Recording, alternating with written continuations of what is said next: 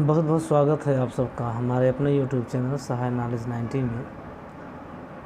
और आज हम सबके बीच एक विशेष टॉपिक लेकर आए हैं, इतिहास से संबंधित।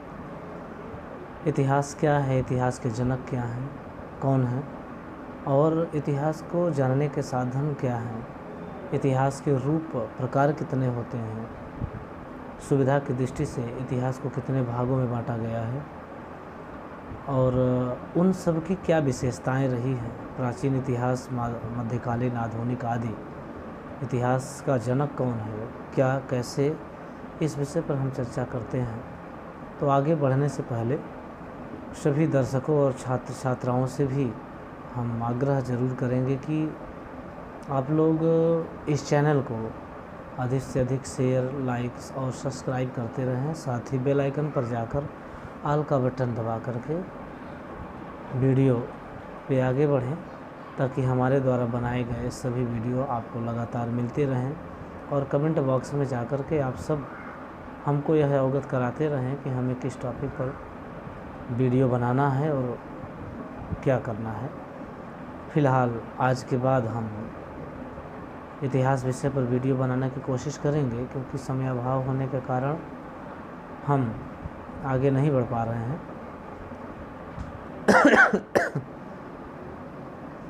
तो हम आप लोगों को मौखिक जो है तौर पर आज आपको बता दे रहे हैं कि इतिहास, जैसा कि आप लोगों को इस विषय में कुछ न कुछ पता होगा, अवगत होगा, और पढ़ाते वक्त हम प्रायः कक्षाओं में भी बताए हैं बच्चों से कि इतिहास किसे कहते हैं, इतिहास क्या है। तो इतिहास का मौलिक रूप से दो परिभाषा दिया जा सकता है कि इतिहास पूर्व समय में या भूतकाल में घटी हुई ऐसी प्रमुख घटनाओं का वर्णन जब हम वर्तमान में करते हैं तो प्रायः वह इतिहास कहा जाता है।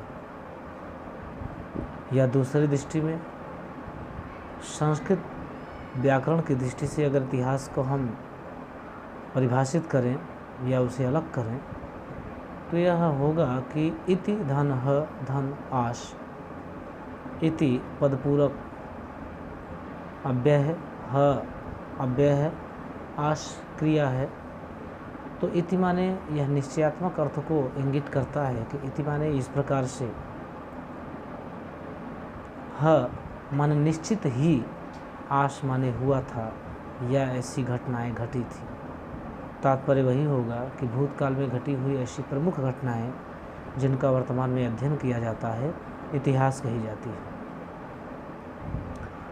इतिहास की परिभाषा जानने के बाद हम सब यह ज़रूर चर्चा करेंगे, या मन में प्रश्न आना चाहिए सबके, कि इतिहास का जनक कौन है। इतिहास शब्द की उत्पत्ति या इतिहास के विषय में सबसे पहले विचार किनके द्वारा उद्भूत हुआ, तो हम यह जानना आवश्यक समझेंगे कि यूनान का एक व्यक्ति जिसका नाम हेरोडोटस है, और उसका समय लगभग 400 ईसा पूर्व का समय माना जाता है, इतिहास का जनक उन्हें कहा गया है, क्योंकि उन्होंने अपनी पुस्तक हिस्टोरिका में इतिहास संबंधी विवरण सर्वप्रथम उन्होंने दिया है। और उन्हीं के समकक्ष या उन्हीं के पैरेलल में प्लिनी एक इतिहासकार हैं जिनकी पुस्तक का नाम है द नेचर ऑफ हिस्ट्री। उन्होंने भी इतिहास के विवरण संबंधी तथ्यों को एकत्रित या संकलित करने का प्रयास किया है, किंतु मुख्य तौर पर हम इतिहास के जनक या फादर ऑफ हिस्ट्री की संज्ञा हेरोडोटस को देंगे। इतिहास के क्रम में आगे बढ़ने से पहले हम लोग प्रायः यह देखते हैं कि ऐतिहासिक काल या प्राग ऐतिहासिक काल होता है। तो ऐतिहासिक काल क्या है, प्राग ऐतिहासिक काल क्या है, इस विषय में थोड़ी सी चर्चा अवश्य करेंगे। कि प्राग ऐतिहासिक काल वह काल होता है जब मानव का कोई लिखित साक्ष्य या प्रमाण उपलब्ध नहीं होता है, अर्थात जब मानव अपने विकास के प्रारंभिक क्रम में था, तो उस समय के इतिहास को उन्होंने या उस समय के मानव ने लिपिबद्ध नहीं किया, कोई लिखित साक्ष्य नहीं रखा, तो ऐसे ऐतिहासिक काल को या इतिहास के समय को प्राक ऐतिहासिक या प्रागैतिहासिक कहा जा सकता है। और जिस समय में लिखित साक्ष्य या प्रमाण मिलते हैं उन्हें ऐतिहासिक काल कहा जा सकता है। इसी क्रम में आगे बढ़ते हुए हम इतिहास के जानने के स्रोतों के विषय में चर्चा करेंगे कि इतिहास को हम किन किन स्रोतों से, किन किन माध्यमों से जान सकते हैं, इतिहास के विषय में जानकारी हमको मिल सकती है। प्रायः इतिहास के दो स्रोत माने जाते हैं, साहित्यिक स्रोत और पुरातात्विक स्रोत, किंतु भेद और प्रकार की दृष्टि से हम इसे सामान्यतः 4 भागों में बांटकर अध्ययन कर सकते हैं कि साहित्यिक स्रोत, अभिलेखीय स्रोत या शिलालेखीय स्रोत, पुरातात्विक स्रोत या विदेशी यात्रियों के विवरण से प्राप्त स्रोत। साहित्यों में इतिहास संबंधी विवरण उपलब्ध होता है, तो पहला माध्यम जो होगा इतिहास को जानने के लिए वह साहित्यिक स्रोत होता है। दूसरा, अभिलेखों में प्राप्त इतिहास संबंधी जानकारी को अभिलेखीय स्रोत, पुरातत्व संबंधी विवरणों से पुरातात्विक स्रोत और विदेशी यात्रियों के विवरणों से विदेशी यात्रियों के विवरण संबंधी स्रोत। इन आधारों पर हम 4 भागों में इसे इतिहास को जानने के कारणों और स्रोतों की चर्चा किए। आगे इतिहास के विभाजन की अगर बात करें तो इतिहास को कितने भागों में बांटा जा सकता है या बांटा जाता है।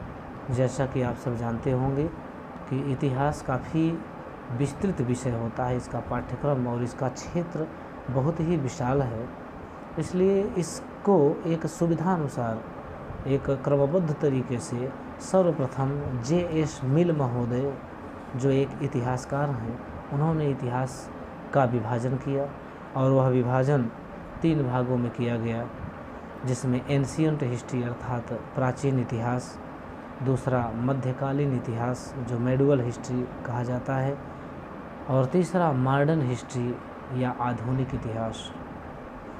एंशियंट हिस्ट्री या प्राचीन इतिहास को हम हिंदू काल कह सकते हैं, अर्थात इन्होंने ऐसा संज्ञा दिया है, J.S. मिल के द्वारा यह कहा गया है कि प्राचीन इतिहास जिसे हिंदू काल कहा जाता है, इसका समय 2.5 लाख ईसा पूर्व से 7,500 ईसा पूर्व तक माना गया है।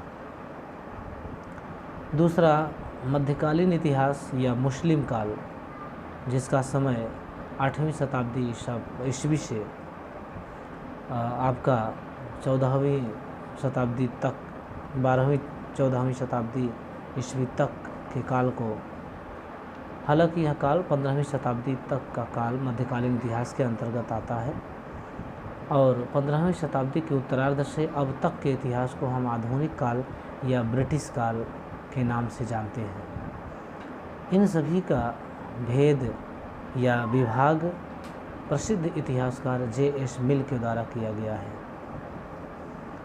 पुनः प्राचीन इतिहास को अर्थात एंशियंट हिस्ट्री के सर्व प्रारंभिक काल को हम 3 भागों में देखते हैं। प्राचीन इतिहास के 3 भाग किए गए हैं, जिसमें पहला है पाषाण काल या पत्थर युग, दूसरा है मध्यकालीन काल या मध्य पाषाण काल, तीसरा है नवपाषाण काल। मध्य पाषाण काल का समय 50,000 ईसा पूर्व से 7,000 ईसा पूर्व के आसपास का समय माना जाता है। इस समय में अर्थात इस मध्यकालीन समय में आग का प्रयोग हुआ है, इस पर हम पुनः चर्चा करेंगे। सबसे पहले हम पाषाण काल अर्थात पत्थर युग के विषय में चर्चा कर लें तो पत्थर युग को हम पुनः 3 भागों में विभाजित किए, निम्न पुरापाषाण काल, मध्य पुरापाषाण काल और उच्च पुरापाषाण काल। निम्न पुरापाषाण काल का समय 2.5 लाख से 1.5 लाख ईसा पूर्व तक रखा गया है। इसमें सर्वप्रथम पत्थर के उपकरणों का प्रयोग किया गया है, जिसे क्लीवर, खुरचनी और कुल्हाड़ी कहा जा सकता है। मध्य पुरापाषाण काल का समय 1.5 लाख से 1 लाख ईसा पूर्व तक माना गया है, जिसमें प्यूरिन या लक्षणी जैसे हथियारों और औजारों का इंस्ट्रूमेंट्स का प्रयोग किया गया है। आगे उच्च पुरापाषाण काल का समय 1 लाख ईसा पूर्व से 50,000 ईसा पूर्व तक रखा गया है, जिसमें आग का आविष्कार किया गया, आग के आविष्कार के विषय में बताया गया। किंतु आग का प्रयोग सबसे पहले मध्य पाषाण काल में किया गया है, ऐसा इतिहासकारों का मानना है। तो जैसा कि हम चर्चा कर रहे थे कि मध्य पाषाण काल में जिनका समय 50,000 ईसा पूर्व से 7,000 ईसा पूर्व तक रखा गया है, इसमें मानव ने सर्वप्रथम आग का प्रयोग किया। और नव पाषाण काल जो मानव के विकास के सही क्रम का काल माना जाता है, वह 7,000 ईसा पूर्व से 3,000 ईसा पूर्व तक समय उसका रखा गया है। इसमें अर्थात इस काल में मानव कृषि कार्य करना सीख गया था, चाक चलाना और पहिए का आविष्कार करना सीख गया था, पशु इत्यादि का पालन करना सीख गया था। अर्थात मानव के विकास क्रम में इस नवपाषाण काल का महत्व सर्वाधिक रहा है।